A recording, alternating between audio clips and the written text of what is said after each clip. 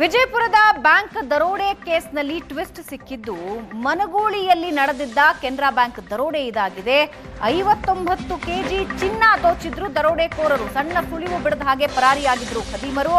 ದರೋಡೆಯಲ್ಲಿ ಭಾಗಿಯಾಗಿದ್ದ 15 ಆರೋಪಿಗಳು ಅಂಧರಾಗಿದ್ರು. ಆರೋಪಿಗಳು ಬಾಯ್ಬಿಟ್ಟ ಮಾಹಿತಿ ಕೇಳಿ ಖಾಕಿ ಶಾಕ್ ಆಗಿದೆ. ದರೋಡೆ ಮಾಡಿದ್ದ 59 ಕೆಜಿ ಚಿನ್ನ ಕರಗಿಸಿದ್ದೇ ವಿಚಿತ್ರ. ಯೂಟ್ಯೂಬ್ ನೋಡಿ ಚಿನ್ನ ಕರಗಿಸಿರೋದನ್ನ ಕಲ್ತಿದ್ರು. ಆರಂಭದಲ್ಲಿ ಚಿನ್ನ ಕರಗಿಸಿದಾಗ ಗಟ್ಟಿಗಳು ತಯಾರಾಗಿರಲಿಲ್ಲ. ಕದ್ದ ಚಿನ್ನ ರೈಲ್ವೆ ಇಲಾಖೆ ಲಾರಿಯಲ್ಲಿ ಸಾಗಾಟ ಮಾಡಿದ್ದಾರೆ. ಸ್ಕ್ರಾಪ್ ಲಾರಿಯಲ್ಲಿ ಸಾಗಿಸಿರ್ತಾರೆ ದರೋಡೆಕೋರರು. ಖಾಸಗಿ ವಾಹನದಲ್ಲಿ ಸಾಗಿಸಿದ್ರೆ ಸಿಕ್ಕಿಬೀಳೋ ಆತಂಕ ಇರುತ್ತೆ. ರೈಲ್ವೆ ಇಲಾಖೆಯ ಸ್ಕ್ರಾಪ್ ಲಾರಿಯಲ್ಲಿ ಸಾಗಾಟ ಮಾಡಿರ್ತಾರೆ. ಹುಬ್ಬಳ್ಳಿ ರೈಲ್ವೆ ಇಲಾಖೆ ಲಾರಿಯಲ್ಲಿ 59 ಕೆಜಿ ಚಿನ್ನ ಸಾಗಾಟ ಮಾಡಿದ್ದಾರೆ. ದರೋಡೆಗೆ ಬಳಕೆ ಮಾಡಿದ ಸ್ಕೂಟಿ, ಬೈಕ್ಗಳು ಕೂಡ ಶಿಫ್ಟ್ ಆಗಿವೆ. ಚಿನ್ನದ ಗಟ್ಟಿ ಮಾಡಿರೋದನ್ನ ನೀವು ನೋಡ್ತಾ ಇದ್ದೀರಿ. ಚಿನ್ನ ಕರಗಿಸೋದು ಹೇಗೆ ಅಂತ ಯೂಟ್ಯೂಬ್ ನೋಡಿ ಕಲ್ತ್ಕೊಂಡಿದ್ದಾರೆ. ಇನ್ನು ಈ ಚಿನ್ನ ಸಾಗಾಟ ಮಾಡಿದ್ದು ಸ್ಕ್ರಾಪ್ ಲಾರಿಯಲ್ಲಿ. ಖಾಸಗಿ ವಾಹನದಲ್ಲಿ ಸಾಗಿಸಿದ್ರೆ ಸಿಕ್ಕಿಬೀಳೋ ಚಾನ್ಸಸ್ ಇರುತ್ತೆ. ಹಾಗಾಗಿ ಹುಬ್ಬಳ್ಳಿ ರೈಲ್ವೆ ಇಲಾಖೆಯ ಲಾರಿಯಲ್ಲಿ 59 ಕೆಜಿ ಚಿನ್ನ ಸಾಗಾಟ ಮಾಡಿದ್ದಾರೆ. ರೈಲ್ವೆ ಇಲಾಖೆ ಲಾರಿಯಲ್ಲಿ ಖದೀಮರು ಸ್ಕೂಟಿ, ಬೈಕ್ಗಳನ್ನು ಕೂಡ ತೆಗೆದುಕೊಂಡು ಹೋಗಿದ್ದಾರೆ. ಅಡ್ಡಾಡೋ ದೃಶ್ಯ ಲಭ್ಯ ಆಗಿದ್ದು ಮನಗೂಳಿ ಪಟ್ಟಣದ ಸಿಸಿ ಕ್ಯಾಮೆರಾಗಳಲ್ಲಿ ಇವು ಸೆರೆಯಾಗಿದ್ದು. ಚಿನ್ನ ಕರಗಿಸಿ ಗಟ್ಟಿಗಳನ್ನ ಮಾಡಿರೋದನ್ನ ನೀವು ನೋಡ್ತಾ ಇದ್ದೀರಿ. ಯೂಟ್ಯೂಬ್ ನೋಡಿ ಕಲ್ತ್ಕೊಂಡಿದ್ದಾರೆ ಹೆಂಗೆ ಚಿನ್ನ ಕರಗಿಸಬೇಕು, ಗಟ್ಟಿ ಹೆಂಗ್ ಮಾಡಬೇಕು ಅಂತ.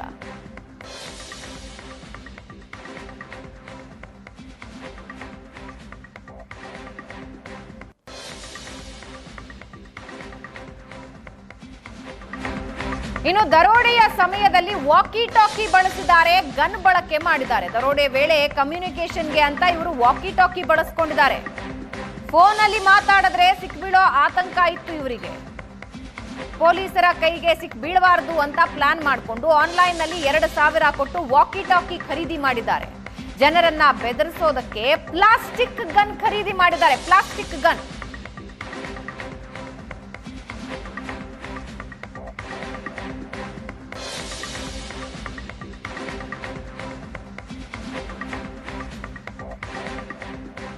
ಪ್ಲಾಸ್ಟಿಕ್ ಗನ್ ವಾಕಿ ಟಾಕಿನ ನೀವು ನೋಡ್ತಾ ಇದ್ದೀರಾ. 2,000 ರೂಪಾಯಿ ಕೊಟ್ಟು ವಾಕಿ ಟಾಕಿ ಖರೀದಿಸಿರ್ತಾರೆ.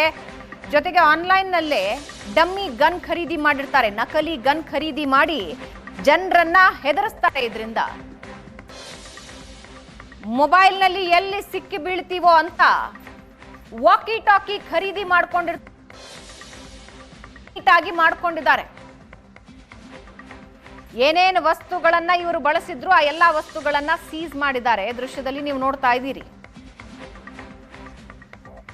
ಸ್ಕ್ರಾಪ್ ಲಾರಿನ ನೀವು ನೋಡ್ತಾ ಇದ್ದೀರಿ. ಜೊತೆಗೆ ದರೋಡೆಗೆ ಬಳಸಿದ ವಸ್ತುಗಳನ್ನ ನೀವು ನೋಡ್ತಾ ಇದ್ದೀರಿ. ಫುಲ್ಲಿ ಪ್ಲಾನ್ ಮಾಡಿಕೊಂಡಿದ್ದಾರೆ. ಇದ್ರ ಬಗ್ಗೆ ಇನ್ನಷ್ಟು ಡೀಟೇಲ್ಸ್ ಹಂಚ್ಕೊಳ್ತಾರೆ ನಮ್ಮ ಪ್ರತಿನಿಧಿ ಷಡಕ್ಷರಿ ನಮ್ಮ ಜೊತೆ ಸಂಪರ್ಕದಲ್ಲಿದ್ದಾರೆ. ಷಡಕ್ಷರಿ, ಇಷ್ಟು ನೀಟಾಗಿ ಪ್ಲಾನ್ ಮಾಡಿದ್ದಾರೆ ಇವರು. ಈ ಗ್ಯಾಂಗ್ ನ ಬಗ್ಗೆ ಹೆಚ್ಚಿನ ಮಾಹಿತಿ ಏನಿದೆ? ಇದರ ಜೊತೆಗೆ ಇದು ಮಾಸ್ಟರ್ ಮೈಂಡ್ ಯಾರಿದ್ರದ್ದು, ಹೆಂಗ್ ಪ್ಲಾನ್ ಮಾಡಿದ್ರು, ಎಕ್ಸಿಕ್ಯೂಟ್ ಹೆಂಗ್ ಮಾಡಿದ್ರು? ಎಸ್ ಭಾವನಾ, ಈ ಇಡೀ ಪ್ರಕರಣ ಇದೆಯಲ್ಲ, ಇಡೀ ಪ್ರಕರಣವೇ ವಿಚಿತ್ರ. ಯಾಕಂತ ಕೇಳಿದ್ರೆ ಇವ್ರು ಯಾರು ಸಹ ಹಿಂದೆ ಯಾವುದೇ ಕ್ರಿಮಿನಲ್ ಪ್ರಕರಣದಲ್ಲಿ ಅಥವಾ ಯಾವುದೇ ದರೋಡೆ ಪ್ರಕರಣದಲ್ಲಿ ಇದ್ದವರಲ್ಲ. ಎಲ್ಲರೂ ಸಹ PhD ಹೋಲ್ಡರ್ಗಳು. ಕೆಲವೊಬ್ರು ಡಿಪ್ಲೊಮಾ ಮಾಡ್ಕೊಂಡಿದ್ದಾರೆ, ಕೆಲವೊಬ್ರು ಡಿಗ್ರಿಗಳನ್ನ ಮಾಡ್ಕೊಂಡಿದ್ದಾರೆ. ಎಲ್ಲರೂ ವಿದ್ಯಾವಂತರೇ. ಇದರ ಮಾಸ್ಟರ್ ಮೈಂಡ್ ಬಂದು ಅದೇ ಅಂದ್ರೆ ಯಾವ ಶಾಖೆಯಲ್ಲಿ, ಕೆನರಾ ಬ್ಯಾಂಕ್ ನ ಶಾಖೆಯಲ್ಲಿ ಕಳ್ಳತನ ಆಗಿತ್ತಲ್ಲ, ಅದರ ಹಿಂದಿನ ಮ್ಯಾನೇಜರ್ ಅಂದ್ರೆ 15 ದಿನದ ಹಿಂದೆ ಅವನು ಅಲ್ಲಿನ ವರ್ಗಾವಣೆಯಾಗಿ ಹೋಗುತ್ತಾನೆ. ಅದೇ ಮ್ಯಾನೇಜರು ಇದೆಲ್ಲವನ್ನ ಕೂಡ ಚಿನ್ನವನ್ನ ಅಲ್ಲಿ ಎಗರಿಸೋದಕ್ಕೆ ಒಂದು ಪ್ಲಾನ್ ಅನ್ನ ಹಾಕ್ತಾನೆ, ಬ್ಲೂ ಪ್ರಿಂಟ್ ಅನ್ನ ತೆಗಿತಾನೆ. ಈ ರೀತಿಯಾಗಿ ಏನಂತಂದ್ರೆ ಒಂದು ನೀಟ್ ಆದಂತ ಪ್ಲಾನ್ ಅನ್ನ ಮಾಡಿಕೊಟ್ಟು ಅದನ್ನ ಎಕ್ಸಿಕ್ಯೂಟ್ ಮಾಡ್ತಾನೆ. ಆದ್ರೆ ಪೊಲೀಸರು ಕೊನೆಗೆ ಇವ್ರನ್ನ ಹಿಡಿದು ಹಾಕಿದರೆ ಆ ಮಾತು ಬೇರೆ. ಇನ್ನೊಂದು ಕಡೆಗೆ ಇವರು ಹಾಲಿವುಡ್, ಬಾಲಿವುಡ್ ಮೂವಿಗಳನ್ನ ನೋಡಿದ್ದಾರೆ.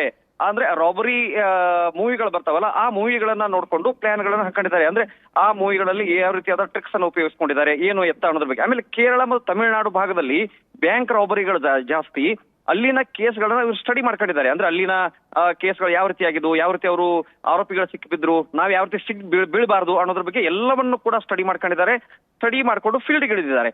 ಇನ್ನೊಂದು ಕಡೆಗೆ ಭಾವನೆ ಏನಂತಂದ್ರೆ, ಪ್ರತಿಯೊಂದು ಕಳ್ಳತನ ದರೋಡೆ ಪ್ರಕರಣಗಳಲ್ಲಿ ಫೋನ್ ಟ್ಯಾಪಿಂಗ್ ಆಗುವಂತದ್ದು. ಯಾಕಂತ ಕೇಳಿದ್ರೆ ಆ ಭಾಗದಲ್ಲಿ ರಾತ್ರಿ ಸಮಯದಲ್ಲಿ ಯಾವ ಫೋನ್ಗಳು ವರ್ಕ್ ಆಗಿದ್ದು ಟವರ್ ಡಂಪ್ ಅನ್ನು ಹಾಕೋತಾರೆ ಪೊಲೀಸರು, ಅವ್ರನ್ನ ಹಿಡಿದು ಹಾಕ್ತಾರೆ.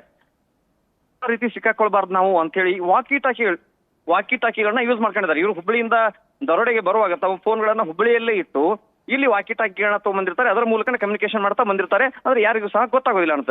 ಚಿನ್ನ ಏನೋ ಕದ್ರು, ಚಿನ್ನವನ್ನ ಹೊರಗಡೆ ತಗೊಂಬಂದ್ರು, ಅದನ್ನ ಕರಗಿಸುವಂತದ್ದು. ಅದನ್ನ ಆರಂಭದಲ್ಲಿ ಇವ್ರಿಗೆ ಕರಗಿಸ್ಲಿಕ್ಕೆ ಹೋದಾಗ ಸರಿಯಾಗಿ ಕರಗೋದಿಲ್ಲ, ಗಟ್ಟಿ ಸರಿಯಾಗಿ ರೆಡಿ ಆಗೋದಿಲ್ಲ. ಅಲ್ಲಿ ಒಂದಿಷ್ಟು ಪ್ಲಾಸ್ಟಿಕ್ಗಳು, ಆ ಮುತ್ತುಗಳು ಎಲ್ಲವೂ ಸಹ ಗಂಟು ಆಗ್ತಾ ಇರುತ್ತೆ.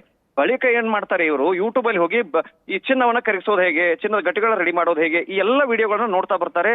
ಆ ನೋಡ್ತಾ ಅದೇ ರೀತಿ ಮಾದರಿಯಲ್ಲಿ ಏನಂತಂದ್ರೆ ಇವರು ಚಿನ್ನದ ಗಟ್ಟಿಗಳನ್ನ ರೆಡಿ ಮಾಡ್ಕೊಳ್ತಾರೆ. ಬಳಿಕ ಅಂದ್ರೆ ಇದೆಲ್ಲ ಪ್ರೊಸೆಸ್ ಆದ ಬಳಿಕ ಏನಂತಂದ್ರೆ ಇನ್ನೊಂದು ವಿಚಿತ್ರವಾದ ಪ್ಲಾನ್ ಹಾಕೊಂಡಿರ್ತಾರೆ. ಅಂದ್ರೆ ಬಂಗಾರವನ್ನ ತರಬೇಕಾದ್ರೆ ಅದು 59 kg ಇರುತ್ತೆ. ಅಷ್ಟೇ ಅಲ್ಲದೆ ಇವರು ದರೋಡೆ ಸಮಯದಲ್ಲಿ ಸ್ಕೂಟಿ ಬೈಕ್ ಗಳನ್ನ ಯೂಸ್ ಮಾಡಿರ್ತಾರೆ. ಅವೆಲ್ಲವನ್ನ ಕೂಡ ಇವ್ರು ಹೈವೇಲ್ಲೇ ತಗೊಂಡು ಹೋಗ್ಬಿಟ್ರೆ ಪೊಲೀಸರಿಗೆ ಗೊತ್ತಾಗುತ್ತೆ, ಅಥವಾ ಯಾವ್ದಾದ್ರು ಖಾಸಗಿ ವಾಹನದಲ್ಲಿ ಪೊಲೀಸರಿಗೆ ಗೊತ್ತಾಗುತ್ತೆ. ಇದಕ್ಕೂ ಒಂದು ಪ್ಲಾನ್ ಹಾಕೋತಾರೆ. ಈ ಏನು 15 ಜನ ಆರೋಪಿಗಳು ಸಿಕ್ಕಿದ್ದಾರೆ, ಇದರಲ್ಲಿ 3 ಜನ ರೈಲ್ವೆ ಎಂಪ್ಲಾಯಿಗಳಿದ್ದಾರೆ ಹುಬ್ಬಳ್ಳಿಯ. ಅವ್ರು ಏನ್ ಮಾಡ್ತಾರೆ, ಅವರೊಂದು ಸಖತ್ ಅಂತ ಒಂದು ಐಡಿಯಾನ ಮಾಡ್ತಾರೆ. ಅಲ್ಲಿ ಏನಂತಂದ್ರೆ ಈ ಸ್ಕ್ರಾಪ್ ತುಂಬತಕ್ಕಂತ ರೈಲ್ವೆ ಇಲಾಖೆಯ ಗಾಡಿಗಳು ಇರ್ತಾವಲ್ಲ, ನಾವು ಬಿಜಾಪುರಕ್ಕೆ ಸ್ಕ್ರಾಪ್ ಅನ್ನ ಸಾಗಿಸ್ತಾ ಇದೀವಿ ಅಂತ ಒಂದು ನಕಲಿ ದಾಖಲೆಯನ್ನ ಸೃಷ್ಟಿ ಮಾಡ್ತಾರೆ. ಆ ಗಾಡಿಯನ್ನ ಬಿಜಾಪುರಕ್ಕೆ ತೆಗೆದುಕೊಂಡು ಬಂದು ಇಲ್ಲಿ ಸ್ಕ್ರಾಪ್ ಅನ್ನ ಡಿಸ್ಪೋಸ್ ಮಾಡಿದೀವಿ ಅಂತ ಹೇಳಿ ತೋರಿಸಿ ಹೋಗುವಾಗ ಏನಂತಂದ್ರೆ ಇಲ್ಲಿ ಬಂಗಾರ ಮತ್ತೆ ಸ್ಕೂಟಿಗಳನ್ನ ಎಲ್ಲವನ್ನೂ ಸಹ ಲಾರಿಯಲ್ಲಿ ಸ್ಕ್ರಾಪ್ ಲಾರಿಯಲ್ಲಿ ಹಾಕೊಂಡು ಹೋಗ್ತಾರೆ. ಬಳಿಕ ಈ ಕರಗಿಸುವಂತದ್ದು, ಅದನ್ನ ಮಾರಾಟ ಮಾಡುವಂತದ್ದು, ಈ ರೀತಿಯಾದಂತ ಕೃತ್ಯಗಳು ನಡೆಯುತ್ತವೆ. ಕೊನೆಗೂ ಏನಂದ್ರೆ ಇಷ್ಟೆಲ್ಲ ಪ್ಲಾನ್ ಮಾಡಿದ್ದಾಗಿಯೂ ಸಹ ಇವರು ಪೊಲೀಸ್ ಬಲೆಗೆ ಬಿದ್ದಿರುವಂತದ್ದು. ರೈಟ್, ಧನ್ಯವಾದ ಷಡಕ್ಷರಿ.